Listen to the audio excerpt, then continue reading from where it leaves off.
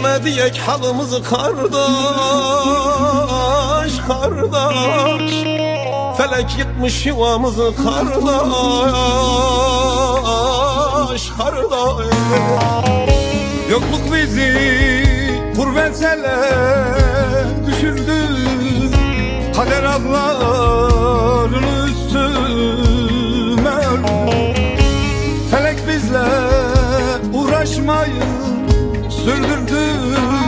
Gel gör kardeş, hele bize ne oldu? Dört yanımız acı hüsran dert oldu. Bu yerlerde yaşamamız zor oldu. Gözyaşların aka aka sel oldu. Felek yıktı yuvamızı kardeş, kardeş. Savrulmuşuz dört bir yana kardeş, kardeş. Neler geldi başımıza be kardeş, kardeş. Savrulmuşuz dört bir yana kardeş, kardeş. Oh vurdular canımıza kardeş, kardeş. Baykuş konmuş dalımıza kardeş, kardeş.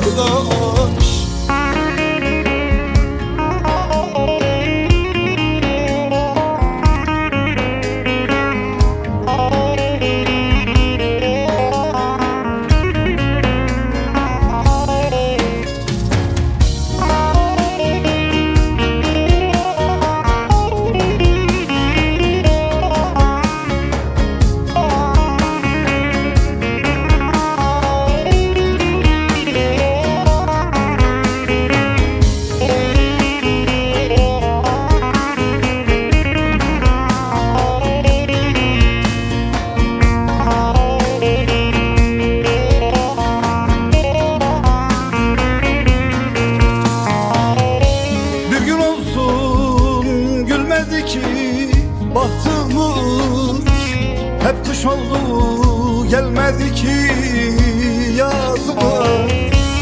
Rüzgar vurdu, bak kırıldı dalımız. Gel gör kardeş, hele bize ne oldu? Dört yanımız acı hüsran dert oldu. Bu yerlerde yaşamamız zor oldu. Gözyaşımız aka aka sel oldu.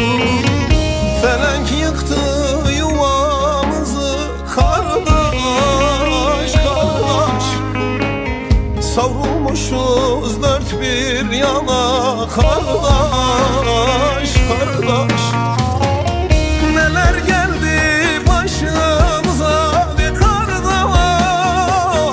kardeş. Savrulmuşuz dört bir yana kardeş, kardeş. Oh vurdular canım